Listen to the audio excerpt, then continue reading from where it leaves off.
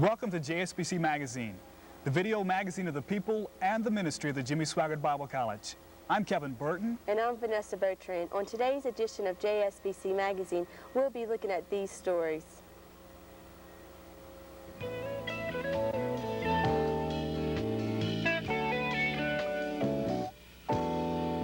Many of the students here at JSBC feel directly led by God to attend here, but may find their skills coming up short when it comes to college-level classes. On today's JSBC Magazine, we'll explore an exciting new program that addresses the challenge some students face. What makes the program unique is a combination of a love and concern for the student and the use of technology to give a helping hand. Giving a helping hand to churches, pastors, and other church workers is the cornerstone of what makes the weekend ministry practicum an exciting and vibrant part of JSBC. We'll learn about the work, the rewards, and the challenges as we hear from students and others giving their weekends to ministry. We're getting the news out to you through television, but this isn't the only way of spreading information. Students and professors all take part in getting the news to you through JSBC, The Sword and Spirit. This weekly newspaper keeps us all up to date, and on today's program, we'll see that making this appear in your hands each week demands teamwork. And sometimes it's necessary to spread the news to the other side of the globe. By using amateur radio, students at JSBC will provide a vital link between missionaries overseas and friends and co-workers here in the United States. And to round out today's program, we'll take an unofficial JSBC Magazine survey of your plans for this summer and take an up-close and personal look at a talented music student. All that and more on this special edition of JSBC Magazine.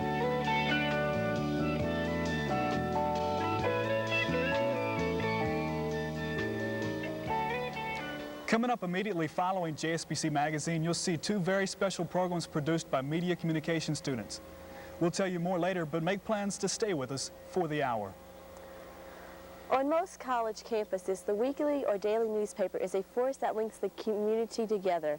The college newspaper provides information on official policy, special events, and sports coverage, and many other subjects that helps make a campus a real community. Here at JSBC, The Sword and the Spirit has grown from a one-page leaflet to a full-fledged student newspaper.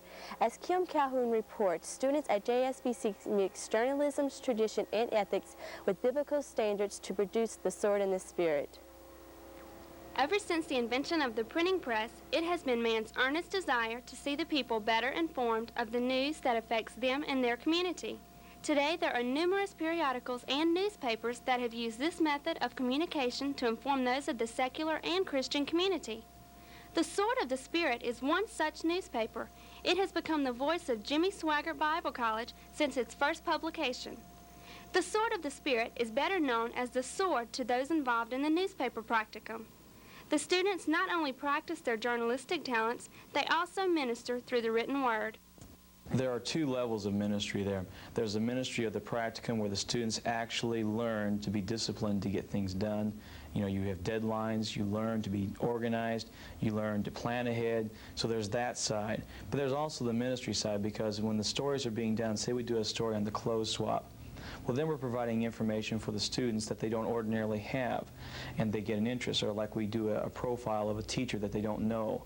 We do a particular, like Professor Simmons had a cancer that was healed of twice of cancer. So we take that out and we know about that, and the general student population doesn't know about that.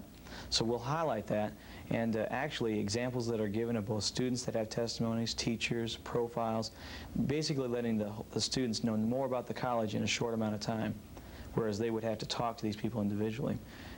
Students may not realize the work that goes into the ministry of publishing the Sword. Reporter Robin Anderson explains her part of the process. After I set up the appointment, I then prepare questions for the interview.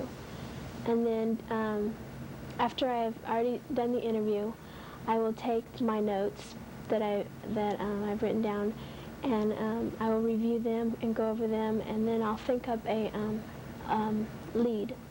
After my lead, I write the rest of my story, and I usually revise it 2 or 3 times before handing it in. Then after I have revised it, I take it over to the computer and type it in. After the news reporter has brought the story to you, what is the actual process of taking a newspaper to print? Okay, well, usually here our reporters will actually type it into the terminal, the typesetting process, and then from that point we will either look at it for once real quick, or we'll just send it over and get it out on line print copy. And on that particular copy, 3 or 4 people will look at it and make changes on it, editing changes, whether it's reversing a paragraph or changing a couple words, you know, trying to make something sound a little bit more concise or precise, and then we'll send it over on the computer to get it in the form that you see it in the newspaper, which is on a glossy, almost a photo type surface. And it comes out in the columns that are about this wide, and you paste that, and you cut it out with the scissors, put wax on the back, and paste it down on what we call the boards. It's like 2 pages of the paper right together, and that's the way you see it in print. And then once we've done that and decided where we want to put the different articles on page 1, page 2, page 3, page 4, then we write headlines for them, and the pictures, of course, we decide that too, where they will go.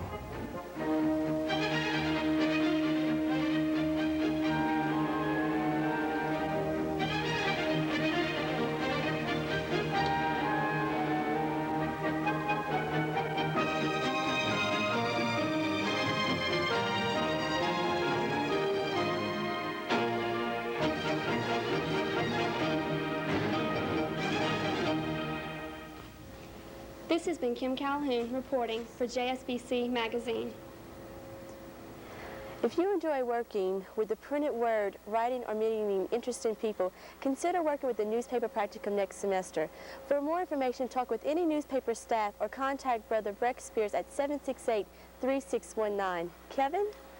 As naturally as writing may come to students working for the Sword of the Spirit, it may not come naturally to some students. For others, math may be their thorn in the flesh. Some students may have problems reading fast enough to keep up with their assignments. Each of us has his or her own strengths and weaknesses, and it's nice to know that a Bible college cares enough about a student to help them with their problems. As Ray Sloan reports, the new Collegiate Skills Program at JSBC cares about students and uses technology to lend a helping hand. On the 4th floor of the Trotter Building, you'll find the Learning Assistance Center of the Collegiate Skills Program, with people who care and really want to help you.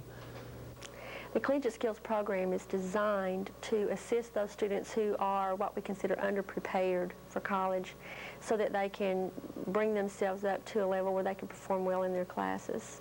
And that would consist of anything from poor English skills to listening skills to study skills, all sorts of areas in that respect, that some students come to us with a God call on their lives, but they're just not prepared for college. And so it's our job to get them prepared. What areas can a student seek help in that will improve their performance at school?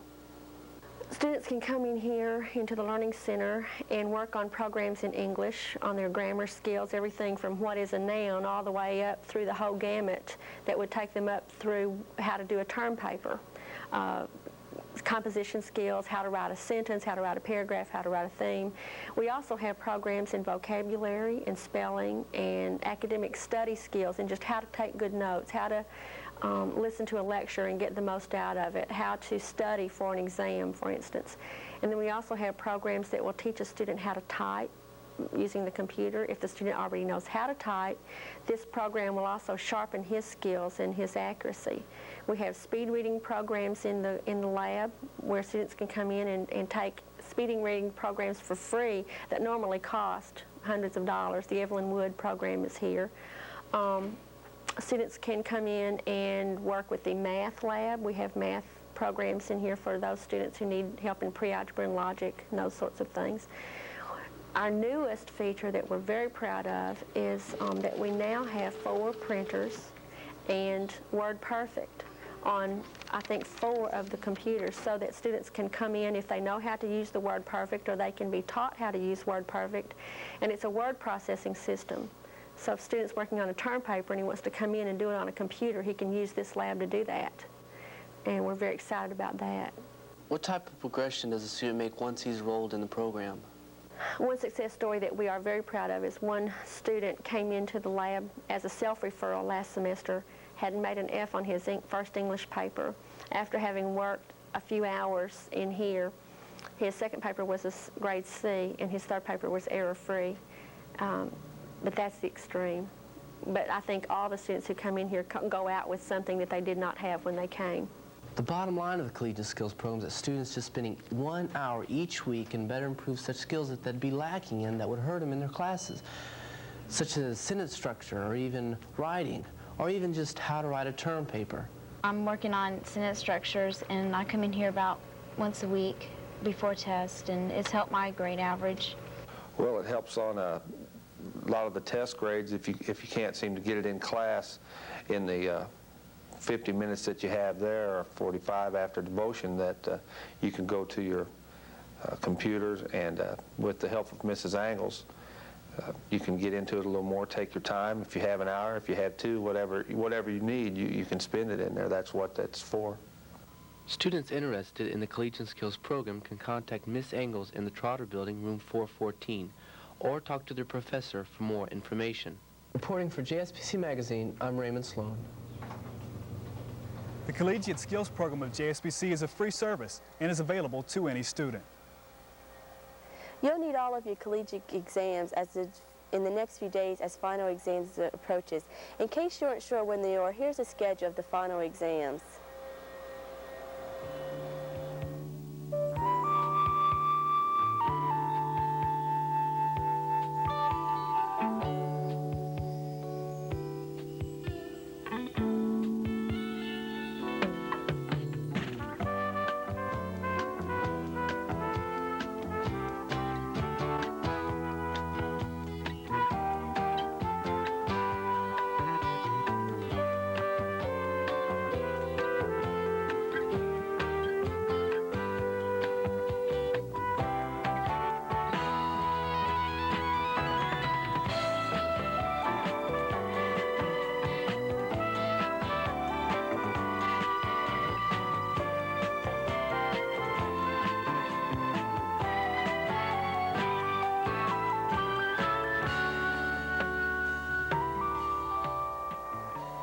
Most of the student ministry programs at JSBC revolve around ministry here on the World's Ministry grounds, but one practicum has a further reach into the communities around Baton Rouge.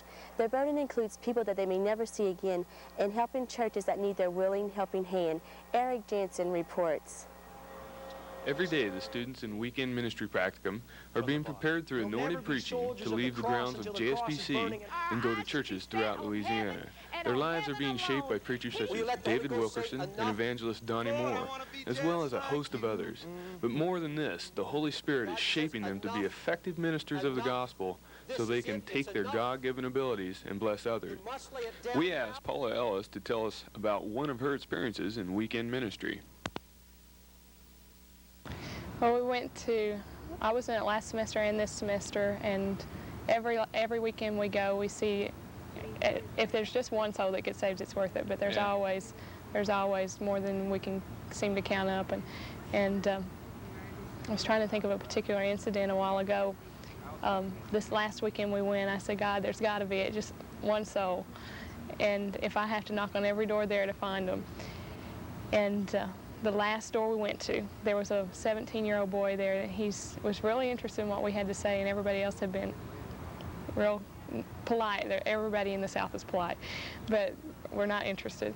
And he said, well, yeah, I know I need to think about it, and we kept talking, and before it was over, he gave his heart to Jesus, and I don't have a Bible, and we just left the Bible with him, and he was at church the next morning. It was a church that would hold 200-300 people, and he sat on the very front row with us, and I lifted my hands, he lifted his hands, and I told him, you need to go down when the pastor gives the invitation at the end, and just tell him you gave your life to Jesus yesterday, but you want to make a public profession of your faith. And he said, okay, if that's what you say I need to do, that's what I'll do. He was the first person to the altar, and there were 4 other teenagers that followed him. And it was special for me because I had prayed all week, God, I know you've got somebody, just one, prepared, and that was the one that I got to be involved in. There were others that same weekend, and 2, not just people getting saved, but the pastors are getting just that new, they see our enthusiasm just getting started in the ministry, and they're encouraged to go on. And a lot of them are young pastors themselves that are struggling with brand new churches that aren't started. and they're encouraged to keep following up the people that we get in contact with, and it's a real good witnessing program. It teaches us. That's the last thing I really wanted to be involved with. I was expecting, oh, the church services are going to be great because I play the piano and sing, and that was my area. But when they said you're going door to door, I thought, no way. And of course, I'll never let anybody know that. I'm Miss Bold. And we went to every door we went to. I mean, I would stand there like, oh, my knees, stop shaking. And now you have to tell me, okay, we're through, you have to go now, because that's one of the highlights of the weekend now for me. We also spoke with another student, Mike Litwicki. What effect has weekend evangelism had on the local churches that you've been in? Perhaps one of the greatest responses that we have had is when we go out with the people in the church, door to door, and share our relationship with Christ. That church might grow in the community, and not only that, but it helps people to learn how to share their relationship with Jesus Christ. And we asked Sonny Wall, the coordinator of weekend ministry, what happens after the students go into the churches. Many of the students go back to those churches afterwards to continue their ministry, Eric, so if you're